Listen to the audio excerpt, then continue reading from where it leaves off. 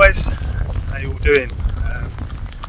As you can see, awful weather, but we are attempting Snowdon today. So we're on the pig track, up on the pig track, down on the miners track. Weather's meant to break in about an hour and a half or so, so we'll get cracking and we'll show you some footage on the way.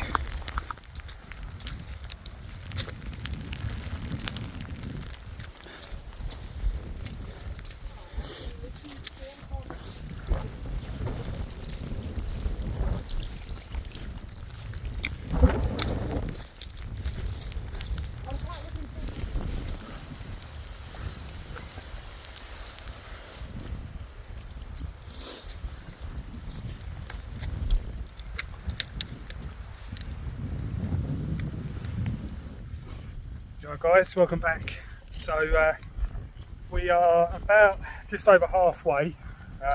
It's taken us about an hour and a half. Yeah, it's pretty good. The weather is just really heavy rain. Of course, the wind is about extremely strong, but you know, views are absolutely crazy.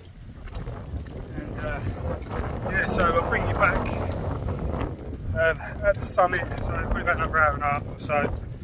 Just taking it easy, not being too strenuous.